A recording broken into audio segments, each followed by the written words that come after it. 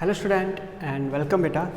तो हम आपका वही नेचर को समझने की कोशिश कर रहे थे, ठीक है। और उसी की सीरीज़ में हमने साइंस का आपके 2 चैप्टर जो थे डेट वाज कि एक में हमने एसिड बेस एंड सोल्ट्स इनके बारे में स्टडी की थी और एक में हमने केमिकल रिएक्शन इनके बारे में स्टडी कर ली थी, ठीक है। और एक आपका केमिस्ट्री का 5th चैप्टर था डेट वाज अबाउट एलिमेंट्स, ठीक है, कि how can we classify the different type of element, ठीक है। इसके लिए हमने कि काफ़ी सारे साइंटिस्ट आए थे और मॉडर्न पीरियोडिक टेबल वहाँ तक हमने स्टडी किया था, ठीक है।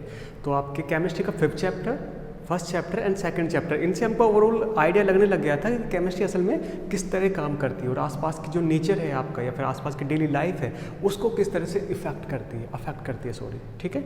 तो उसी की सीरीज में हमारा जो नेक्स्ट चैप्टर है दैट इज़ क्या है आपका, देख लीजिए, मेटल्स एंड नॉन मेटल्स, ठीक है।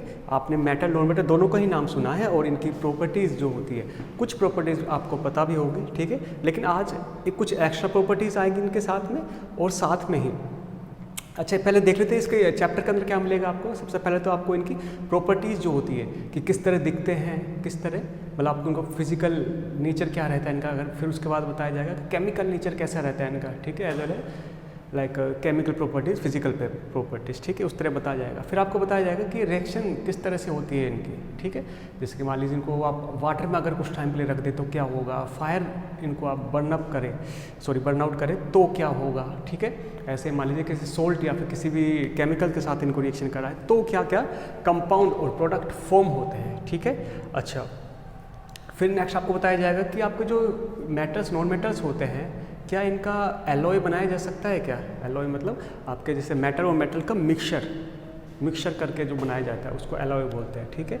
उस तरह बनाया जा सकता है क्या, तो फिर उसके बारे में जानेंगे कि हाँ भी बनाया जा सकता है और उसके लिए डिफरेंट टेक्निक भी है, ठीक है।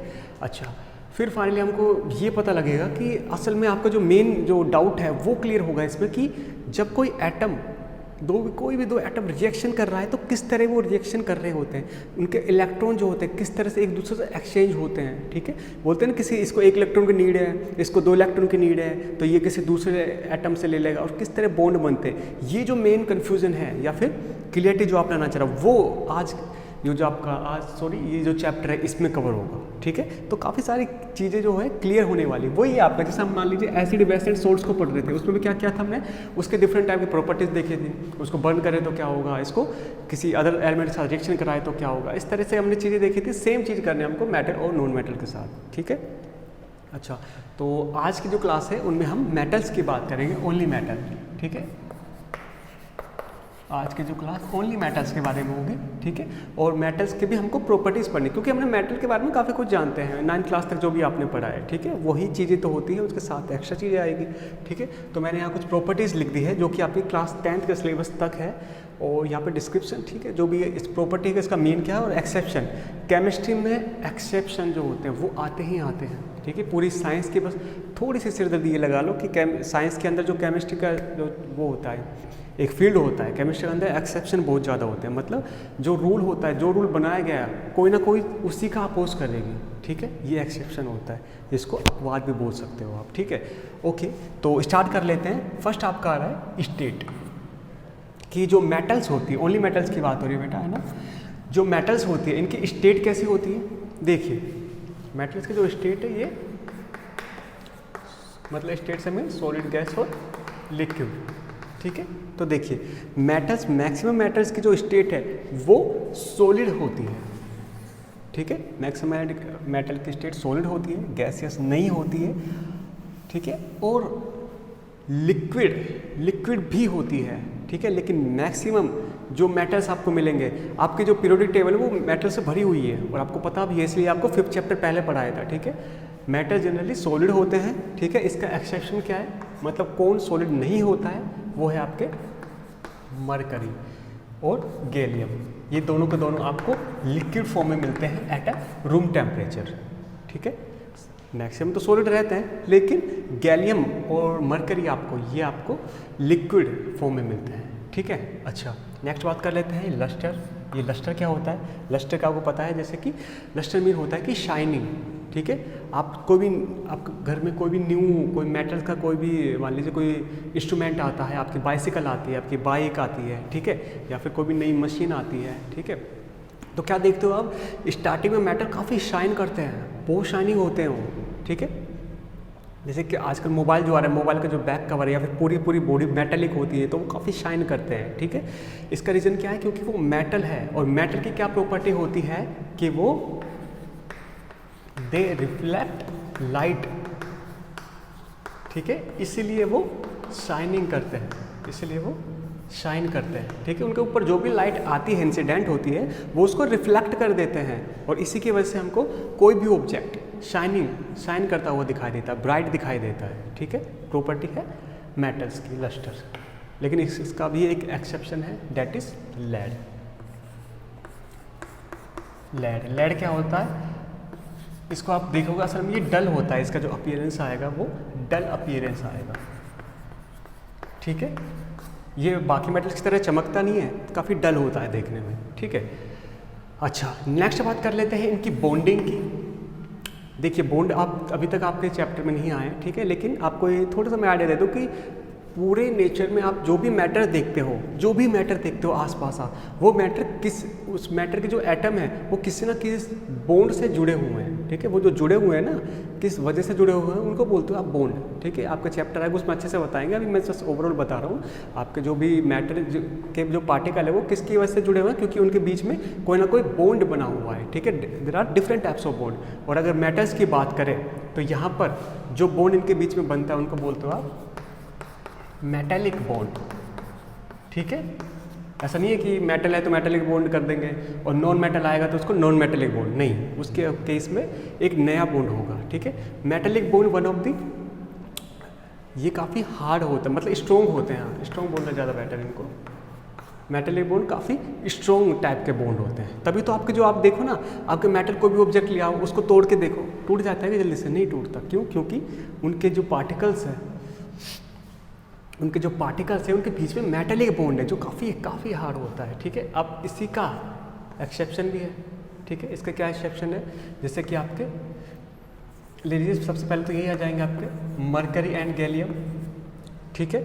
फिर आ रहे हैं आपके, क्योंकि ये आपको लिक्विड फॉर्म में मिलेंगे, ठीक है। और आपको मेटेलिक बॉन्ड होने की प्रॉपर्टी ये थी कि वो अगर मेटेलिक बॉन्ड काफ़ी स्ट्रॉन्ग होता है तो उसको सॉलिड होना चाहिए था, लेकिन ऐसा नहीं होता है, ठीक है। तो एक तो ये है, एक है इसके सोडियम और पोटेशियम, ठीक है। ये दोनों आपको लिक्विड फॉर्म में मिलते हैं, और ये सोडियम और पोटेशियम इनको बोला गया है, इनको आप सॉफ्ट मेटल्स बोल दे सकते हो, सॉफ्ट मेटल। ये जो सोडियम और पोटेशियम इतने सॉफ्ट होते हैं, इतने बोला जाता है और होता भी है कि अगर आप इनको एक शार्प नाइफ से काट के देखें तो आप शार्प नाइफ से इनको आसानी से काट सकते हो। और ध्यान रखना ये मेटल्स है, ठीक है, मेटल्स है, फिर भी आप इनको शार्प नाइफ से बड़े आराम से काट सकते हो। लेकिन ध्यान रखना सोडियम को हाथ नहीं लगाना है, ठीक है। सोडियम को किसी पेपर, फिल्टर पेपर या फिर किसी भी दूसरे पेपर के थ्रू फिर उसको पकड़ना है, ठीक है। क्योंकि आपको पता है कि ये आपकी जो मॉइस्चर को एब्जॉर्ब करके ये हीट प्रोड्यूस करता है, ठीक है, जो कि हमें तो नहीं चाहिए भाई, ठीक है। अच्छा, ये एक्सेप्शन ध्यान रखना, ये ज़रूरी है बेटा, ठीक है। नेक्स्ट आ रही है आपके पॉइंट जो है कि भाई उनका melting point and boiling point क्या होता है, ठीक है। तो जनरली तो मेटल्स का जो बॉइलिंग और मेल्टिंग पॉइंट होता है वो काफ़ी हाई होता है, ठीक है, ड्यू टू मेटेलिक बॉन्ड। ये कैसे? क्योंकि जब आप उसको बर्न करते हो, ठीक है, मान लीजिए बॉइलिंग पॉइंट की बात कर रहे हैं, तो जब आप उसको बर्न करोगे तो सबसे पहले क्या होगा, सबसे पहले जो मेटेलिक बॉन्ड है ना, इनको ब्रेक होना पड़ेगा, ब्रेक होंगे या फिर धीरे धीरे वीक होना स्टार्ट हो जाएंगे, और जैसे ही वीक या ब्रेक होंगे तब जाके इनकी स्टेट चेंज हो पाएगी, ठीक है। तो मेटेलिक बॉन्ड काफ़ी स्ट्रॉन्ग होते हैं, इसी वजह से इनका बॉइलिंग और मेल्टिंग पॉइंट काफ़ी हाई होता है, ठीक है। अच्छा, लेकिन इसका भी एक्सेप्शन है, वही आपका मरकरी, ठीक है। मरकरी का जो बॉइलिंग पॉइंट और मेल्टिंग पॉइंट होता है वो काफ़ी कम होता है, ठीक है। ओके बेटा, तो नेक्स्ट चीज़ की बात कर लेते हैं, डेट इज़ डेंसिटी। अब डेंसिटी क्या है? डेंसिटी देख लीजिए, एक स्टूडेंट है उसको ज़रूर ये समझना चाहिए डेंसिटी, उसको पता है मैं किसकी बात कर रहा हूँ, ठीक है। तो देखो डेंसिटी को दोबारा बता देते हैं। डेंसिटी क्या कि किसी भी ऑब्जेक्ट के अंदर उसके जो पार्टिकल्स है वो कितने पास है, ठीक है। जितने पास पार्टिकल रहेंगे उसकी डेंसिटी उतनी ही ज़्यादा रहेगी, ठीक है। दोबारा सुन लो कि किसी ऑब्जेक्ट के अंदर पार्टिकल्स जो हैं कितने पास है, जितने पास उतनी ज़्यादा डेंसिटी, या फिर साइंस की दुनिया में इसको ऐसा बोल सकते हैं कि मास पर यूनिट वॉल्यूम, कि एक पर्टिकुलर जो वॉल्यूम है उसका कितना मास है। जैसे मान लीजिए डस्टर है, अब डस्टर का कुछ ना कुछ मास रहेगा। अब मैं क्या करूँ, किसी ने बोला इसकी डेंसिटी बढ़ाओ आप, तो डेंसिटी बढ़ाने के लिए क्या कर सकता हूँ मैं, ठीक है, क्या करूँगा मैं, इसका वॉल्यूम जो है, मतलब शेप जो बाहर से दिख रही है आपकी वो तो उतना ही रहेगा, ठीक है, शेप जो बाहर से दिख रही है तो नहीं रहेगी, लेकिन मैं इसके अंदर नंबर ऑफ पार्टिकल्स ऐड कर दूंगा। शेप को इतना रखूँगा, नंबर ऑफ पार्टिकल्स भर दूंगा इसके अंदर। मान लीजिए इससे मैंने 100 गुना ज़्यादा पार्टिकल्स इसके अंदर डाल दिए, तो क्या होगा, तो इसकी डेंसिटी बढ़ जाएगी। क्यों? क्योंकि जब मैं इसके अंदर पार्टिकल्स ऐड करूँगा ना, तो दो पार्टिकल्स के बीच की डिस्टेंस कम हो जाएगी, ठीक है। मान लीजिए पहले पार्टिकल डिस्टेंस इतनी थी, अब मैंने और पार्टिकल भर दिए इसके अंदर, एडअप कर दिए, तो अब पार्टिकल और पास आ जाएगी, ठीक है, तो इनकी डेंसिटी इंक्रीज हो जाएगी। तो इनकी जो मेटल्स की डेंसिटी होती है ये भी जनरली हाई होती है, ठीक है, लेकिन इनके भी एक्सेप्शन है आपके सोडियम और पोटेशियम। सोडियम पोटेशियम आपको पता है सॉफ्ट नेचर के होते हैं, ठीक है, और इनकी डेंसिटी काफ़ी कम होती है। ओके, नेक्स्ट बात कर लेते हैं जो कि आपने शायद पढ़ भी रखा है, दैट इज डक्टिलिटी, ठीक है। डक्टिलिटी मीन कि आपके जो मेटल्स होते हैं that can be drawn into wire, आप इनको हीट अप करके एक पतली वायर की फॉर्म में शेप अप कर सकते हो, ठीक है। डक्टिलिटी मतलब कि आप जो मेटल्स हैं उनको हीट अप करके या फिर किसी भी दूसरे मेथड के थ्रू आप इनको एक पतली वायर जो होती है उसके फॉर्म में शेप अप कर सकते हो। जैसे कि आपके जो फैन, इलेक्ट्रिकल इक्विपमेंट जो होते हैं, फैन या फिर आपके कूलर वगैरह है, उनके अंदर जो इलेक्ट्रिक मोटर होती है ना, इंडक्शन मोटर, उसके अंदर जो वायर होती है वो कॉपर की वायर होती है, और कॉपर क्या होता है, एक मेटल होता है, ठीक है, और उसकी डक्टिलिटी प्रॉपर्टी जो होती है वो काफ़ी ज़्यादा होती है, इसलिए कॉपर के काफ़ी बारीक बारीक तार भी देखने को मिल सकते हैं आपको, और होते भी हैं, ठीक है। और जो तार, जो वायर जो जिसके बात कर रहा हूँ, उसका जो डायमीटर है वो काफ़ी ज़्यादा कम होता है, उसको mm में आप वो करते हो, मेज़र करते हो, ठीक है। एक और चीज़ मैं बताऊँ कि जो कि आपकी बुक में भी है कि आपका जो डक्टिलिटी प्रॉपर्टी की बात हो रही है, इसमें आपका मान लीजिए 1 ग्राम गोल्ड है ना, जो 1 ग्राम गोल्ड, इसकी प्रॉपर्टी, गोल्ड की बात हो रही है, ध्यान से सुनिए कि 1 ग्राम गोल्ड इतना डक्टाइल होता है कि आप इससे करीब 2 किलोमीटर लंबी एक वायर बना सकते हो। अरे 1 ग्राम गोल्ड कितना होता है भाई, बहुत थोड़ा होता है। 1 ग्राम गोल्ड से आप 2 किलोमीटर लंबी वायर बना सकते हो, तो सोच सकते हो आप इसकी डक्टिलिटी प्रॉपर्टी कितनी ज़्यादा हो सकती है, ठीक है, डक्टिलिटी प्रॉपर्टी। अच्छा, अब जो नेक्स्ट चीज़ आ रही है, एक और चीज़ कि आपका एक मेटल होता है टंगस्टन। टंगस्टन क्या, उसको आप उससे इनविजिबल वायर भी बनाई जा सकती है। अब ये बस स्पेसिफिक टर्म है, इनविजिबल वायर मीन कि उसकी वायर ना इतनी पतली हो जाती है, उसकी इतनी डक्टिलिटी जो प्रॉपर्टी है उसमें इतनी ज़्यादा होती है, इतनी पतली वायर बन जाएगी कि आपको दिखना बंद हो जाएगी, बिल्कुल बहुत बारीक तार हो जाते हैं। आप सोचते हो सर हमारे बाल से जितना, ना बाल से भी और ज़्यादा बारीक, ठीक है। कुल मिला के उसकी डक्टिलिटी प्रॉपर्टी काफ़ी ज़्यादा होती है और वो वायर के फॉर्म में शेप अप किए जा सकते हैं। इसका एक्सेप्शन की अगर बात करें तो वो होता है आपका जिंक, ठीक है, डक्टिलिटी प्रॉपर्टी के जिंक जो होता है, जिंक के आप वो नहीं बना सकते, इसके इनमें डक्टिलिटी प्रॉपर्टी इनसे वायर नहीं बना सकते, और सोडियम एंड पोटेशियम, इनसे आप वायर को नहीं बना पाएंगे, ठीक है। अच्छा, नेक्स्ट बात कर लेते हैं मैलिएबिलिटी, और एक और चीज़ है इसमें मरकरी, ठीक है। अच्छा, तो नेक्स्ट बात करते हैं आपकी मेलिएबिलिटी। मेलिएबिलिटी भी मतलब आपको पता है कि मेलिएबिलिटी आपने पढ़ा है, that can be drawn into sheet by hammering, मतलब आप इनको हैमर करके, एक हथौड़े से इनको हिट करके, पीट करके आप इनको एक शीट की फॉर्म में भी शेप कर सकते हो। तभी तो आपने देखा होगा कि आपने सुना ना, उसकी आयरन की शीट आपने देखी होगी, आपके एल्यूमिनियम, जैसे आपके जो घर में जो कूलर वगैरह आते हैं, ठीक है, वो जनरली एल्यूमिनियम के बने होते हैं। एल्यूमिनियम काफ़ी लाइट वेट भी होता है, ठीक है, और काफ़ी स्ट्रॉन्ग भी है, ठीक है, ज़्यादा तो नहीं लेकिन नॉर्मल स्ट्रॉन्ग होता है, ठीक है। तो उसके अंदर जो मेलिएबिलिटी प्रॉपर्टी है वो काफ़ी अच्छी होती है, ठीक है। कॉपर एल्यूमिनियम के दोनों के अंदर ही ये जो मेलिएबिलिटी प्रॉपर्टी काफ़ी ज़्यादा होती है, और सबसे अच्छी मेलिएबिलिटी प्रॉपर्टी गोल्ड की ही मानी जाती है। अगेन गोल्ड की कैसे कि आपको पता हो, तो हमने गोल्ड की मेलिएबिलिटी प्रॉपर्टी इतनी ज़्यादा होती है कि इससे भी आप बहुत बारीक एक शीट बना सकते हैं। और ध्यान हो तो आपको 9th क्लास में हम रदरफोर्ड, चाचा रदरफोर्ड के बारे में पढ़ रहे थे, और रदरफोर्ड ने हमको क्या बताया था, रदरफोर्ड जब एक्सपेरिमेंट कर रहा था तो उसने अल्फा पार्टिकल जो निकल रहे थे, अल्फा पार्टिकल को डिटेक्ट करने के लिए एक गोल्ड की शीट लगाई थी, अगर आपको याद हो तो, ठीक है, एक गोल्ड की शीट लगाई थी। और वो ही क्यों उसने बताया भी था, क्योंकि उसने जो शीट जो थी गोल्ड की, उसकी जो विड्थ थी वो 10⁻⁷ मीटर, और ये बहुत बारीक वो होता है, बहुत पतली शीट होती है, जितनी विड्थ इसने बताई है, ठीक है। तो सिंपल सी बात कहने की मतलब है कि आपका जो गोल्ड होता है वो काफ़ी ये होता है, मेलिएबल होता है, ठीक है।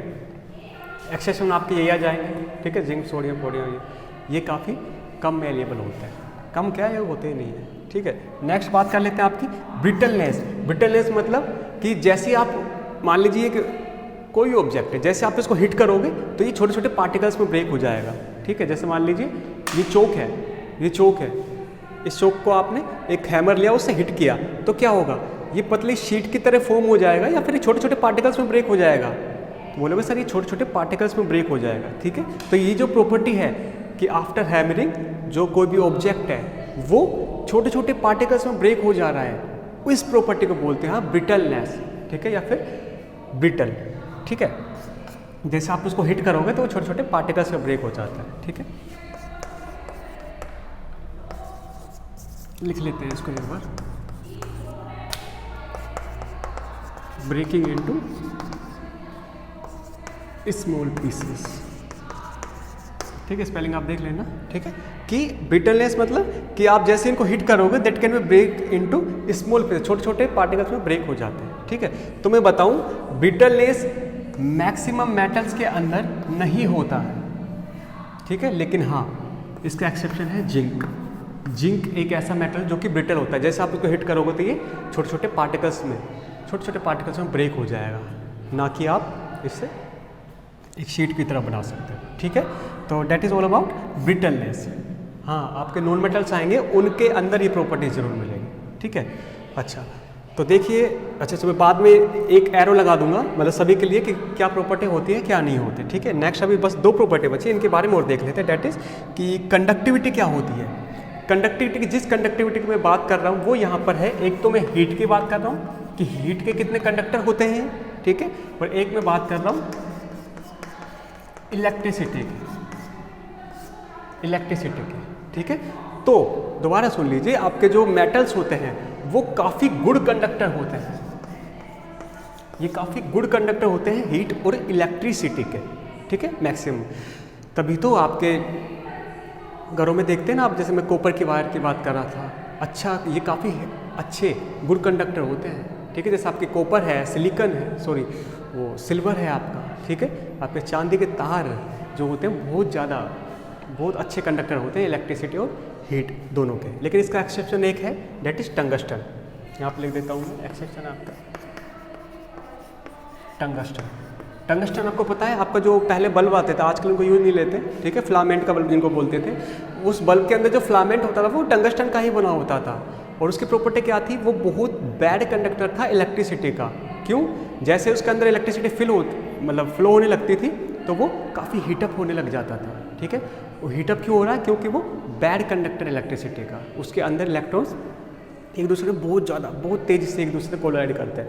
आपने थोड़ा बहुत आइडिया है आपको इलेक्ट्रिसिटी का, आपने कुछ चैप्टर का कुछ पोर्शन पढ़ा था तो आपको आइडिया लग गया होगा, ठीक है, कि उसका रेजिस्टेंस होता है वो बहुत ज़्यादा होता है, और जैसे रेजिस्टेंस ज़्यादा होगा तो एनर्जी लूज़ करने लग जाएगा, और जहाँ पर भी एनर्जी लूज़ होगी वो जनरली इलेक्ट्रिसिटी पे हीट के फॉर्म में होती है, ठीक है। तो टंगस्टन जो होता है हीट का बैड कंडक्टर होता है, ठीक है। लास्ट जो बात करते हैं, that is quite important, last जो है वो है आपका एटोमोसिटी, ठीक है।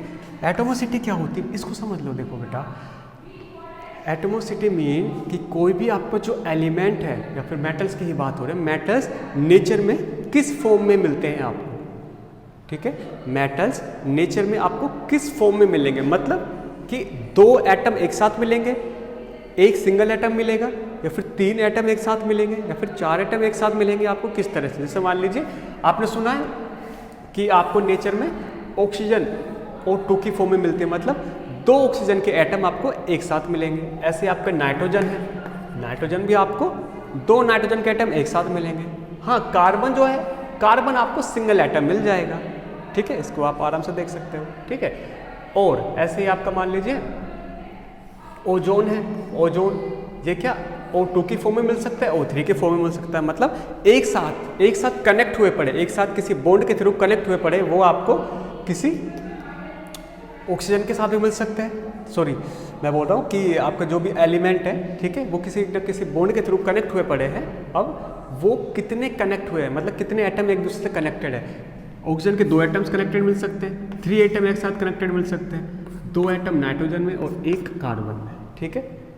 तो ये होती है आपकी एटोमिसिटी के नेचर में कितने एटम एक साथ मिल रहे हैं आपको किसी भी पार्टिकुलर मेटल के, ठीक है। तो ये तो मैंने एग्जांपल दिए, जैसे कि अब मेटल की बात करूँ जनरली मोनो एटॉमिक होते हैं। मोनो एटॉमिक मतलब एक सिंगल एटम मिलेगा आपको, जैसे कि मान लीजिए सोडियम मिल गया आपको, पोटेशियम मिल गया आपको, कैल्शियम मिल गया। ऐसा नहीं, आपने सुना है क्या ये K2 कि K2 मिला है हमको? नहीं, आप बोलोगे सीधा हमको K यानी कि पोटेशियम मिला है नेचर में, ठीक है। ये मोनो एटॉमिक होते हैं, जो कि नेचर में एक एटम मिलता है, एक एटम फ्री फॉर्म में मिल सकता है आपको, ठीक है। अच्छा, जैसे कि आपका आयरन है, ठीक है, ये आपको मोनो एटॉमिक बोलते हैं। एक और चीज़, आपके जो वेपर फॉर्म में, वेपराइज फॉर्म में जो मेटल होते हैं वो फिर डायटोमिक हो सकते हैं वो, ठीक है। लेकिन नॉर्मल तो आपको एक सिंगल फॉर्म में मिलते हैं। तो that was all about metallic properties, ठीक है। मेटल्स की प्रॉपर्टी क्या होती है ये हमने देखी थी। ये सारे प्रॉपर्टीज़ में 1-2 प्रॉपर्टीज़ मैंने अलग से ऐड की है और वो ज़रूरी भी थी, क्योंकि तो स्टेट की बात करें तो स्टेट आप थोड़ा सा समअप कर लेते हैं इसको। एक्सेप्शन आपको पता ही है। स्टेट की बात करें तो जनरली आपको सॉलिड में मिलते हैं, ठीक है। लस्टर आपको पता है ये शाइनिंग होते हैं, ठीक है। बॉन्ड इनमें कौन सा होता है? मेटेलिक बॉन्ड होता है, और जो कि काफ़ी स्ट्रॉन्ग भी होता है, ठीक है। ओके, मेल्टिंग और बॉइलिंग पॉइंट काफ़ी ज़्यादा हाई होता है, ठीक है। डक्टिलिटी भी इनकी काफ़ी हाई होती है, सॉरी डेंसिटी काफ़ी हाई होती है, डक्टिलिटी भी हाई होती है, मेलिएबिलिटी काफ़ी ज़्यादा मेलिएबल भी होते हैं। फाइनल है आपका ब्रिटल, ये ब्रिटल नहीं होते हैं, ठीक है। एक्सेप्शन अलग है, मैक्सिमम जो होता है वो ब्रिटल नहीं होते। कंडक्टिविटी ये काफ़ी गुड कंडक्टर होते हैं हीट और इलेक्ट्रिसिटी के। और एटोमिसिटी ये मोनो एटॉमिक होते हैं, ये मोनो एटॉमिक होते हैं, ठीक है। तो ये आज की जो हमारी रामायण थी वो थी आपकी मेटल्स के बारे में। नेक्स्ट जो भी हम चीज़ें पढ़ेंगे that will be about non metals, ठीक है। तो अब भी इसमें कोई डाउट वगैरह है तो आप बता सकते हैं, और फिर ठीक है अगली क्लास करते हैं, ठीक है। Thank you.